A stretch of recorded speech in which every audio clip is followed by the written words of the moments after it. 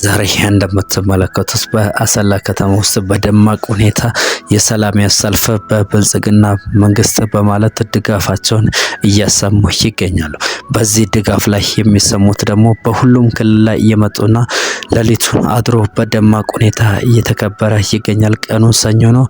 ሰኞ ማለት የፍቅርና የአንድነት የኢትዮጵያ መጠሪያ የሆነችው የድጋፋችን የብልጽግና መንግስት ለማለት በድጋፋቸውን እያሰሙ ይገኛሉ። በከተማችን በአሰላ ከተማ ውስጥ እንደዚህ አምሮና ደምቆባቸው ህዝባችን በጠዋት መንግስታችን የብልጽግና መንግስት ማለት አገር ገዢና አገርን በፍቅርና በአንድነት የሚያሸጋግር ሲሆን ብሎ የተለያየ ልማቶችን በመስራትና ኮሪደር መንገድ በማጽዳትና የተለያየ አረንጓዴ አሻራ በመትከልና አገሪቷን በተለያየ አረንጓዴ ልማት በማድረግና አገሩን በማስዋብና እያሳደገ የሚገኘው የብልጽግና መንግስት ብሎ ህዝቡ ሰላም ሰልፉን እያስከበረ ይገኛል።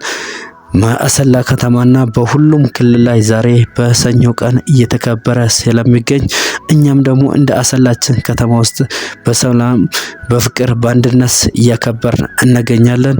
መንግስታችን ብዙ ነገሮችን ያልሰራው ነገር የለም በማለት ካዝናው ባዶ የነበረውን አሳድጎ ሴፍቲኔትና የተለያየ ለስራ አጥ ስራ በመሆንና የተደከመ እናትና የአካል ጉዳተኛና የተለያየ ሰዎችን ድጋፍ በማድረግና እያሳደገ በሚገኝ የብልጽግና መንግስት ማለት ፍቅር ነው። እንደ አባትና እንደ እናት አንድ ላይ አሰባስቦ የሚያኖር ሲሆን ብሎ ህዝቡ ድጋፉን በሰላም ሰልፍ እያስከበረ ይገኛል።